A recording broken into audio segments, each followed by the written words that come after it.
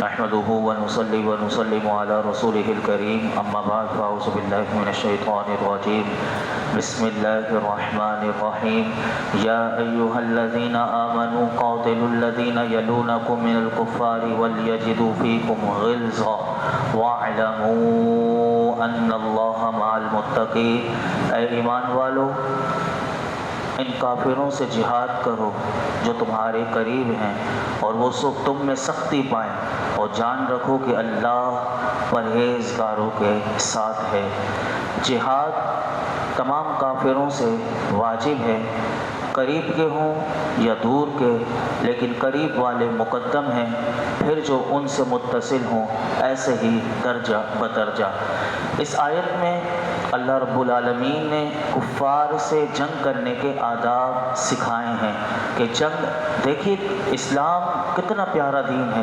کہ جنگ بھی ہوگی کافروں سے تو اس کے آداب بھی اللہ رب العالمین قرآن میں نازل فرماتا ہے۔ فرمایا کہ جب جنگ کی شرعی اجازت متحقق ہو جائے تو اس کی ابتدا جو ہوگی وہ قریب میں رہنے والے کافروں سے ہوگی، پھر ان کے بعد جو قریب ہوں گے، حتیٰ کہ مسلمان مجاہدین پھر دور کی آبادیوں میں رہنے والے کافروں تک پہنچ جائیں۔ اسی طریقے سے تمام کفار سے جہاد ممکن ہے، ورنہ ایک ہی دم سارے کافروں سے لڑنا اور جنگ کرنا یہ متصور نہیں۔ اگر آپ میرے آقا علیہ الصلوۃ والسلام کی سیرت مبارکہ پڑھیں تو آپ کو پتہ چلے گا کہ رسول اللہ صلی اللہ علیہ وسلم نے جہاد کا آغاز فرمایا تو سب سے پہلے اپنی قوم سے فرمایا، پھر پورے عرب سے، پھر اہل کتاب سے، اس کے بعد روم اور شام والوں سے جنگ کی، پھر نبی اکرم صلی اللہ علیہ وسلم کا وصال ظاہری ہو گیا، پھر صحابہ حضور کے اسی مشن کو اور آگے بڑھاتے ہوئے وہ عراق اور پھر تمام شہروں تک انہوں نے جنگ کا دائرہ وسیع کیا اور اسلام کا پیغام پہنچایا۔ یہاں پر اس آیت میں اللہ نے یہ بھی فرمایا کہ وہ تم میں سختی پائیں، تو سختی سے کیا مراد ہے؟ تو یاد رکھیے کہ جو کافر اسلام کی راہ میں رکاوٹ بنے تو فرمایا ان سے سختی سے نمٹنے کا حکم قرآن نے دیا، لیکن یہ کوئی یہ نہ سمجھے کہ سختی سے یہ مراد ہے کہ ہر وقت سختی کرتے رہیں، بلکہ ہمارا پیارا دین اتنا پیارا دین ہے کہ وہ کہتا ہے کہ اگر دوران جہاد عورتیں آ جائیں، بچے آ جائیں، بوڑھے آ جائیں اور پادری بھی آ جائیں، پادری جیسے اہل کتاب کے جو عیسائی راہب جو ہوتے ہیں اپنی عبادت گاہوں میں عبادت کرتے ہیں، وہ کوئی دین اسلام کی راہ میں رکاوٹ نہیں ڈالتے، ہمارا دین کہتا ہے ان سے جہاد نہیں ہوگا اور انہیں قتل بھی نہیں کیا جائے گا۔ ورنہ جو کافر اسلام کی راہ میں رکاوٹ بنے، قرآن میں اللہ رب العالمین نے مسلمانوں کو کہا کہ ان سے سختی سے نمٹو، اور یہاں ایک اور علماء نے بات لکھی کہ مسلمان سختی سے یہ بھی مراد ہے کہ وہ اپنی جرت، بہادری، قتال پر صبر اور قتل یا قید کرنے میں شدت وغیرہ ہر قسم کی مضبوطی اور سختی اس میں داخل ہے۔ اور ساتھ ہی اللہ نے اسی آیت میں یہ بھی کہہ دیا، اے مسلمانوں جان رکھو کہ اللہ پرہیزگاروں سے ہے۔ مسلمانوں کا جہاد کرنا، کافروں کو قتل کرنا، یہ یاد رکھو کہ نہ دولت کی وجہ سے ہو، نہ منصب کی وجہ سے ہو، بلکہ تمہیں جہاد میں جانا، کافروں کو قتل کرنا صرف اللہ کے خوف کی وجہ سے ہو، اور اس کے علاوہ تمہاری کوئی غرض، کوئی منصب کا لالچ تمہارے دل میں نہیں ہونا چاہیے۔ یہ ہے ہمارا دین کہ جو آداب بھی جنگ کے سکھاتا ہے۔ آگے ارشاد فرمایا، وَإِذَا مَا أُنزِلَتْ سُورَةٌ فَمِنْهُم مَّن يَقُولُ أَيُّكُمْ زَادَتْهُ هَٰذِهِ إِيمَانًا فَأَمَّا الَّذِينَ آمَنُوا فَزَادَتْهُمْ إِيمَانًا وَهُمْ يَسْتَبْشِرُونَ۔ اور جب کوئی سورت اترتی ہے تو ان منافقین میں سے کوئی کہنے لگتا ہے کہ اس سورت نے تم میں سے کس کے ایمان میں اضافہ کیا ہے؟ تو جو ایمان والے ہیں ان کے ایمان میں تو اس نے اضافہ کیا اور وہ خوشیاں منا رہے ہیں۔ اس آیت میں اللہ رب العالمین نے منافقین کا ایک اور مذاق بتایا کہ یہ منافقین آپس میں کیا مذاق کرتے ہیں۔ جب قرآن نازل ہو رہا تھا تو کہا یہ آپس میں قرآن نازل ہوتا تھا تو یہ منافقین آپس میں مذاق اڑاتے ہوئے کہتے تھے مسلمانوں سے کہ کون سی صورت نے تمہارے ایمان میں اضافہ کر دیا؟ تو اللہ رب العالمین نے اس کا جواب مسلمانوں کو دیا کہ ان منافقین کو کہو کہ جو ایمان والے ہیں، قرآن نازل ہوتا ہے، قرآن کی کوئی صورت نازل ہوتی ہے تو مسلمانوں میں سے جو تصدیق اور یقین اللہ سے قربت والے ہیں اور ان چیزوں میں ان کا اضافہ ہوا، اور جب قرآن میں سے ایک کے بعد کوئی دوسری چیز اترتی ہے تو منافقین تو خوشیاں مناتے ہیں، کیونکہ ان کا ایمان اضافہ ہوتا ہے تو وہ خوش ہوتے ہیں، اور جس کی وجہ سے انہیں آخرت میں ان کا ثواب اور زیادہ ہو جاتا ہے۔ یہاں سے علماء نے فرمایا کہ جو قرآن کا مذاق اڑائے تو یہ منافقین کا کام ہے، اور کسی نے اگر ایک آیت کا بھی قرآن کا مذاق اڑایا وہ کافر ہو جائے گا، یعنی اس نے کفر کر دیا۔ جس نے قرآن کی ایک آیت کا بھی اگر مذاق اڑایا تو وہ دائرہ اسلام سے نکل کر وہ کافر ہو جائے گا۔ آگے ارشاد فرمایا وَأَمَّا الَّذِينَ فِي قُلُوبِهِم مَّرَضٌ فَزَادَتْهُمْ رِجْسًا إِلَىٰ رِجْسِهِمْ وَمَاتُوا وَهُمْ كَافِرُونَ، اور جن کے دلوں میں مرض ہے تو ان کی ناپاکی پر مزید ناپاکی کا اضافہ کر دیا اور وہ کفر کی حالت میں مر گئے۔ انہوں نے مسلمانوں کا مذاق اڑایا تھا، اللہ نے اگلی آیت میں بتا دیا کہ جن کے دلوں میں شک ہے اور نفاق کا مرض ہے، قرآن کی صورت جب نازل ہوتی ہے تو ان کا کفر تو پہلے ہی ہے، فرمایا کہ ان کے کفر پر مزید کفر چڑھ گیا، اور انہوں نے جب بھی کسی صورت کے نزول کا انکار کیا یا اس کا مذاق اڑایا تو فرمایا ان کے پہلے کفر کے ساتھ مزید کفر بڑھ گیا، اور منافقین اپنے کفر پر قائم رہے یہاں تک کہ وہ مرے بھی تو حالت کفر میں مر گئے، اور جو حالت کفر میں مرے تو اس کا ٹھکانہ جہنم ہے، یہ قرآن نے بتا دیا۔ یہ اسی لیے ہمیں اپنے ایمان کی فکر کرنی چاہیے کہ اللہ ہمارے ایمان کی حفاظت فرمائے۔ آگے ارشاد فرمایا اولا يرون انهم يفتنون في كل عام مرة او مرتين ثم لا يتوبون ولا هم يذكرون، کیا وہ نہیں دیکھتے کہ انہیں ہر سال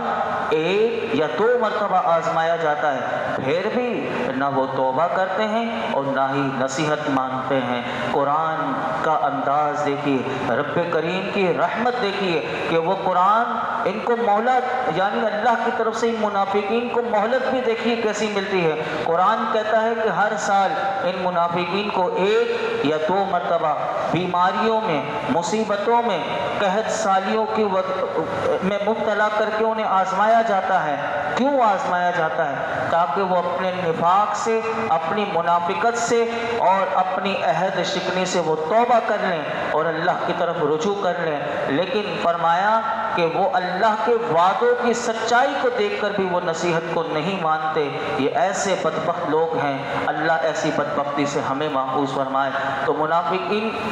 کے بارے میں اس آیت سے جو اللہ نے نازل کی، علماء کہتے ہیں اس آیت سے ہمیں کیا معلوم ہوا؟ ہمیں یہ معلوم ہوا کہ مومن اللہ کی طرف سے ہر مصیبت کو عبرت کی نگاہ سے دیکھتا ہے۔ مومن کا کام یہ ہے کہ وہ ہر مصیبت کو عبرت کی نگاہ سے دیکھتا ہے، اسے یا تو اپنے گناہ کا نتیجہ سمجھتا ہے کہ یہ مصیبت میرے اوپر میرے گناہ کی وجہ سے آئی یا میرے رب کی آزمائش مجھ پر ہے، اور کافر کا بتایا کہ کافر ہمیشہ مصیبت کو وہ موسم کی خرابی اور دنیاوی اسباب کی وجہ سے دیکھتا ہے۔ آج بھی اگر ہم دیکھیں تو یہ حال منافقین والا آج بڑی تیزی سے ہمارے یہاں بھی سرایت کر رہا ہے، کیونکہ ٹیکنالوجی کا دور ہے۔ آج اگر سیلاب آ جائے، زلزلہ آ جاتا ہے، تو کوئی بھی مصیبت آفت آتی ہے تو وہ سائنس کو لے کر بیٹھ جاتے ہیں اور سائنسی توجیحات میں اس کو تولنا شروع کر دیتے ہیں کہ سائنس کیا کہتی ہے۔ زلزلہ آتا ہے اور کیسے آپ نے دیکھا کہ لوگ تبصرہ کرنا شروع کر دیتے ہیں کہ یہ پلیٹیں اس طرح تھیں، یہ ہل گئیں، اس طرح زلزلہ ہو گیا اور یہ ہو جائے گا، وہ ہو جائے گا۔ پہلے سے اتنی زیادہ یعنی لوگوں کو وہ سائنس کے اوپر تولنا شروع کر دیتے ہیں، لیکن مومن کا کام یہ ہے کہ یہ قرآن کہتا ہے بے شک وہ سائنس نے ترقی کی، وہ الگ بات ہے کہ اس کے لحاظ سے بھی دیکھا جا سکتا ہے، لیکن مومن ہمیشہ اس میں عبرت بھی دیکھتا ہے کہ ہمارے لیے کیا عبرت ہے۔ وہ سائنس بھی ہمیں جو بتاتی ہے وہ مان سکتے ہیں، لیکن یہ آیت میں بتایا کہ مومن کی ایک نگاہ کیا دیکھتی ہے اور کافر کی نگاہ کیا دیکھتی ہے، تو ہماری نگاہ مومن والی ہونی چاہیے، نہ کہ کافر والی نگاہ سے ہمیں دیکھنا چاہیے۔ آگے ارشاد فرمایا وَإِذَا مَا أُنزِلَتْ سُورَةٌ نَظَرَ بَعْضُهُمْ إِلَىٰ بَعْضٍ هَلْ يَرَاكُم مِّنْ أَحَدٍ ثُمَّ انصَرَفُوا صَرَفَ اللَّهُ قُلُوبَهُمْ بِأَنَّهُمْ قَوْمٌ لَا يَفْقَهُونَ۔ اور جب کوئی صورت نازل کی جاتی ہے تو ایک دوسرے کی طرف دیکھنے لگتے ہیں کہ تمہیں کوئی دیکھ تو نہیں رہا، پھر پلٹ جاتے ہیں تو اللہ نے ان کے دل پلٹ دیے کیونکہ یہ لوگ سمجھتے نہیں۔ اس آیت میں اللہ نے منافقین کی ایک اور حالت کا ذکر کیا کہ منافقین کے بارے میں اگر کوئی اللہ صورت نازل کر دیتا ہے، کوئی آیت نازل کر دیتا ہے کہ جس میں ان منافقین کو زجر و توبیخ کی جاتی ہے، تو وہ اپنے نفاق کا بیان سن کر وہاں سے اس مجلس سے اٹھنے کی کوشش کرتے ہیں اور آنکھوں سے ایک دوسرے کو، منافق جو آپس میں دوست ہیں وہ آنکھوں سے اشارہ کرتے ہیں کہ نکلو یہاں سے، کہیں ایسا نہ ہو کہ ہمارے بارے میں ساری نازل ہو رہی، تو وہ بھاگنے کی کوشش کرتے ہیں۔ تو وہ دیکھتے ہیں کہ کہیں کوئی مومن تو نہیں دیکھ رہا، اگر نہیں دیکھ رہا تو قرآن کہتا ہے تو وہ بھاگ جاتے ہیں، اور اگر کوئی مومن دیکھ رہا ہو تو وہ بیٹھ جاتے ہیں۔ پھر اس صورت کے نازل ہونے والی فرمایا کہ صورت کے سبب ایمان سے اپنے کفر کی طرف پلٹتے ہیں، اور ایسے لوگ جو کفر کی طرف جاتے ہیں قرآن کہتا ہے کہ اللہ ان کے دل بھی پھر وہ ایمان سے پلٹ کر پھر وہ کفر کی طرف ہی کر دیتا ہے، کیونکہ یہ منافق ایسی قوم ہے کہ یہ سمجھتی نہیں کہ کس میں نفع ہے کس میں نقصان ہے، یہ بس صرف وہی کرتے رہتے ہیں جو انہوں نے کرنا ہوتا ہے۔ ایسی روش سے اللہ ہمیں محفوظ فرمائے۔ آگے ارشاد فرمایا، اور سورہ توبہ کی آخری 2 آیات، آج سورہ توبہ کا اختتام ہو جائے گا، کل سے انشاءاللہ سورہ یونس کا آغاز ہوگا، اور یہ وہ عظیم آیات ہیں، اس کو سنیے گا تو بڑے دل کے کان سے سنیے گا یہ اس آیت میں کیا ہے۔ یہ سورہ توبہ کی یہ آیات کتنی میرے آقا کی شان کو بیان کرتے ہیں اور کیا اس آیت میں مٹھاس ہے، سنیے۔ لَقَدْ جَاءَكُمْ رَسُولٌ مِّنْ أَنفُسِكُمْ عَزِيزٌ عَلَيْهِ مَا عَنِتُّمْ حَرِيصٌ عَلَيْكُمْ بِالْمُؤْمِنِينَ رَءُوفٌ رَحِيمٌ۔ بے شک تمہارے پاس تم میں سے وہ عظیم رسول تشریف لے آئے کہ جن پر تمہارا مشقت میں پڑنا بہت بھاری گزرتا ہے، وہ تمہاری بھلائی کے نہایت چاہنے والے، مسلمانوں پر بہت مہربان، رحمت فرمانے والے ہیں۔ اس آیت میں اللہ رب العالمین نے پیغام دیا، اے اہل عرب، بے شک تمہارے پاس تم میں سے وہ عظیم رسول محمد مصطفیٰ صلی اللہ علیہ وسلم تشریف لے آئے کہ جو عربی بھی ہیں، جو کرشی بھی ہیں یعنی قریشی بھی ہیں، جن کے حسب کو بھی تم جانتے ہو، جن کے نسب کو بھی تم خوب پہچانتے ہو، جو تم میں سے سب سے عالی نسب والے ہیں، اور تم ان کے صدق و امانت کو بھی جانتے ہو، زہد و تقوی کو بھی جانتے ہو، طہارت کو بھی جانتے ہو، تقدس کو بھی جانتے ہو، اخلاق حمیدہ کو بھی خوب جانتے ہو۔ یہاں پر علماء نے کہا انفسکم، ایک قرات قرآن کی انفسکم یہ بھی ہے، تو اس کا ترجمہ یہ بنے گا کہ میں نے تمہیں وہ محبوب دے دیا جو تم میں سے سب سے نفیس تر ہیں اور اشرف و افضل ہیں۔ اس آیت میں میرے آقا کے اوصاف اور فضیلت کا اللہ نے ذکر کیا کہ میرے آقا کی شان کیا ہے، تو میں آپ کے سامنے ایک تو حدیث پاک کہ اس سے علماء کہتے ہیں یہ پتہ چلا کہ حضور کی تشریف آوری کا اللہ رب العالمین نے اس آیت میں ذکر کیا، یعنی میلاد کا ثبوت کہاں سے ہے، تو یہ آیت سب سے بڑا میلاد کا ثبوت ہے۔ اللہ فرماتا ہے بے شک تمہارے پاس تم میں سے وہ عظیم رسول تشریف لے آئے، تو یہ کیا ہے، میلاد کیا ہے کہ جس میں حضور کا ذکر کیا جائے، تو اس آیت میں حضور کے میلاد کا ذکر ہے، اور حضور کا میلاد حضور نے خود اپنا بھی ذکر کیا، لیکن میں آپ کو حضور کی ایک حدیث پاک جو حضور نے اپنے مبارک زبان سے خود اپنے صحابہ کو بتائی، سنیے وہ حدیث پاک، ترمذی شریف میں حدیث ہے۔ حضرت عباس رضی اللہ عنہما فرماتے ہیں کہ سرکار دو عالم صلی اللہ علیہ وسلم نے ارشاد فرمایا کہ اللہ نے مخلوق کو پیدا کیا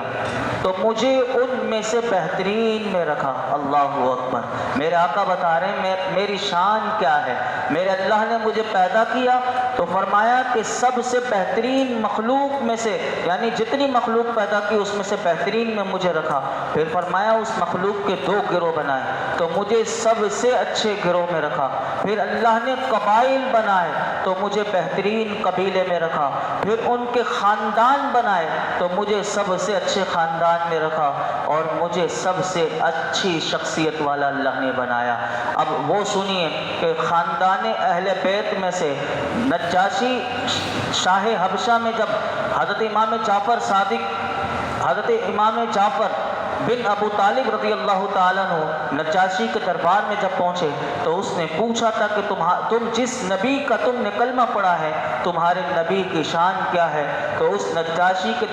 دربار میں کیا شان بیان کی تھی، سنیے۔ حضرت جعفر بن ابو طالب رضی اللہ تعالیٰ عنہ کیونکہ یہ حضور کے چچا ہیں، اور کیا بتاتے ہیں، چچا کے بیٹے ہیں، اور وہ کیا کہتے ہیں، فرمایا اے بادشاہ ہم لوگ جاہل تھے، بتوں کی عبادت کرتے تھے، مردار کھاتے تھے، بے حیائی کے کام کرتے تھے، رشتہ داریاں توڑتے تھے، پڑوسیوں سے بدسلوکیاں کرتے تھے۔ ہم میں سے جو طاقتور ہوتا وہ کمزور کا مال کھا جایا کرتا تھا، ہمارا یہی حال تھا۔ اللہ نے ہم میں سے ہماری طرف ایک رسول بھیج دیا کہ جن کے نسب کو، جن کی صداقت کو، امانت پاک دامنی کو ہم پہچانتے تھے، انہوں نے ہمیں دعوت دی اور ہمیں کہا ایک اللہ کو مانو، صرف اسی کی عبادت کرو، اور ہمارے آباء و اجداد جن پتھروں کی، بتوں کی پوجا کرتے تھے حضور نے فرمایا انہیں چھوڑ دو۔ انہوں نے ہمیں سچ بولنے، امانت داری، پاکیزگی اختیار کرنے، رشتہ داروں سے نیک سلوک کرنے، پڑوسیوں کے ساتھ حسن سلوک کرنے،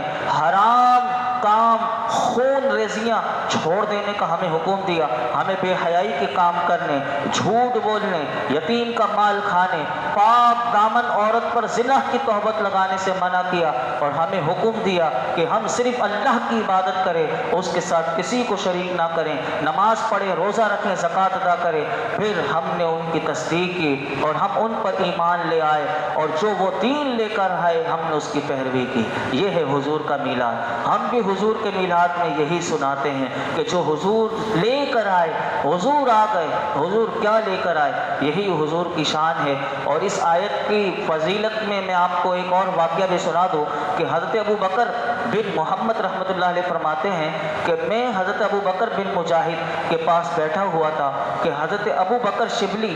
رضی اللہ تعالی عنہ رحمۃ اللہ علیہ تشریف لے آئے۔ حضرت ابو بکر بن مجاہد کھڑے ہو گئے، جیسے ابو بکر شبلی آئے تو یہ حضرت ابو بکر بن مجاہد کھڑے ہو کر ان کو گلے سے لگایا اور ان کی آنکھوں کے درمیان بوسہ دیا۔ تو وہ کہتے ہیں میں نے عرض کی یا سیدی آپ نے حضرت شبلی کی اس قدر تعظیم کی، حالانکہ آپ تو اس کے بارے میں یہ کہتے ہیں کہ یہ تو اہل بغداد کا میں اور تمام اہل بغداد کی رائے یہ ہے کہ ابو بکر شبلی تو دیوانہ ہے، تو پھر یہ دیوانے کی اس قدر تعظیم؟ تو انہوں نے کیا جواب دیا، ان اللہ والوں کے کشف کو دیکھیے، ان کی نگاہ کہاں تک جاتی ہے وہ دیکھیے۔ تو انہوں نے کہا کہ حضرت ابو بکر بن مجاہد رحمۃ اللہ علیہ نے فرمایا کہ میں نے ان کے ساتھ اس لیے اس طرح کیا کہ میں نے رسول اللہ کو اس طرح ان کے ساتھ کرتے ہوئے دیکھا۔ اللہ اکبر۔ میں نے اس لیے اس کی تعظیم کی، کیا دیکھا؟ تو کہتے میں نے خواب میں رسول اللہ کی زیارت کی، پھر میں نے دیکھا کہ حضرت ابو بکر شبلی آ رہے ہیں اور میرے آقا حضرت ابو بکر شبلی کے لیے کھڑے ہو گئے اور ان کی آنکھوں کے درمیان بوسہ دیا۔ میں نے عرض کی یا رسول اللہ صلی اللہ علیہ وسلم آپ شبلی کو اس قدر عزت دے رہے ہیں، اس کی کیا وجہ ہے؟ تو میرے آقا نے فرمایا کہ یہ جو ہر نماز کے بعد یہ والی آیت لقد جاءکم رسول من انفسکم یہ والی آیات پڑھتا ہے، اس کے بعد مجھ پر درود پڑھتا ہے، اور ایک روایت میں یہ کہ ہر فرض نماز کے بعد یہ 2 آیتیں پڑھتا ہے، پھر مجھ پر درود پڑھتا ہے اور 3 مرتبہ اس طرح کہتا ہے صلی اللہ علیہ یا محمد، صلی اللہ علیک یا محمد۔ تو ہم سب کو بھی علماء نے لکھا کہ ہم سب کو بھی چاہیے اگر ہو سکے تو ہم بھی اس محبت میں، کہ جس طرح وہ حضور کی محبت میں پڑھتے تھے، ہمیں بھی چاہیے کہ ہم اس محبت میں اگر یہ پڑھیں تو یقیناً ایسا کرم ہم پر بھی ہوگا حضور کا۔ کیونکہ اس آیت میں کیا لطف ہے، اس کا ترجمہ آپ گھر جا کر بھی دوبارہ پڑھیے گا، آپ کو لطف ہوگا۔ اور اس آیت میں اور بھی بہت کچھ ہے، لیکن میں صرف اگر کیونکہ وقت ہمارا مکمل ہو گیا، اس آیت کو میں چاہتا ہوں کہ کل انشاءاللہ ہم اس کو مکمل کرتے ہوئے سورہ یونس کا آغاز کریں گے۔ اس آیت میں ایک اور جھلک بھی ہے کہ میرے آقا کی اپنی امت پر، یعنی قرآن نے کہا کہ امت کے چاہنے والے، یعنی حریص علیکم بالمؤمنین رؤوف الرحیم، کہ امت کی بھلائی چاہنے والے، اور کس طرح حضور ہم سب کی بھلائی چاہنے والے ہیں، اس کی جھلک میں کل آپ کے سامنے رکھوں گا۔ اللہ رب العالمین ہم سب کو حضور کا سچا عشق عطا فرمائے، حضور کی محبت میں اللہ ہمیں فنا کر دے، حضور کے عشق میں اللہ رب العالمین حضور کے عشق کی وجہ سے ہمیں حضور کی سچی غلامی نصیب فرمائے۔ یہ دولت ایسی دولت ہے کہ حضرت علامہ اقبال کہتے ہیں کہ حضور کی محبت ہر ایک کو نہیں دی جاتی، جس پر کرم ہو جاتا ہے اسے ہی اللہ اپنے محبوب کی محبت دیتا ہے۔ درس قرآن کی برکت سے اللہ ہمیں اپنے حبیب کی سچی محبت عطا فرمائے۔ الحمدللہ رب العالمین والصلاۃ والسلام علی سید الانبیاء والمرسلین وعلی آلہ واصحابہ اجمعین۔ یا اللہ پاک جو کچھ ہم نے سنایا اس میں کوئی غلطی کوتاہی ہو معاف فرما، اپنی بارگاہ میں قبول فرما۔ یا اللہ تو ہم سے ہمیشہ کے لیے راضی ہو جا، اپنے محبوب کی سچی محبت عطا کر دے، اپنے محبوب کی سچی غلامی عطا کر دے، اپنے محبوب کی کامل اتباع اور اطاعت کی توفیق عطا کر دے۔ تیرے محبوب جو دین لائے اس دین کو سمجھنے، اس کی روح کو سمجھنے اور اپنی زندگیوں میں نافذ کرنے کی توفیق عطا فرما۔ یا اللہ اس دین کا پیغام دوسروں تک پہنچانے کی توفیق عطا فرما۔ اللہ ہم سب کو باعمل بنا دے، بااخلاق بنا دے، باحیا بنا دے۔ ہمارے مولا کریم وجود میں، ہمارے ظاہر و باطن میں جتنی خرابیاں ہیں، برائیاں ہیں، جس کی وجہ سے مالک تو ناراض ہو جاتا ہے، ہماری وہ ساری برائیاں، بد اخلاقیاں دور کر دے، بد کرداریاں دور کر دے، ہمیں باعمل بنا دے۔ اللہ اس درس قرآن میں جتنے حاضرین موجود ہیں ان سب کی خالی چوریوں کو، دامنوں کو مرادوں سے بھر دے۔ وصلی اللہ تعالی علی خیر خلق محمد وعلی آلہ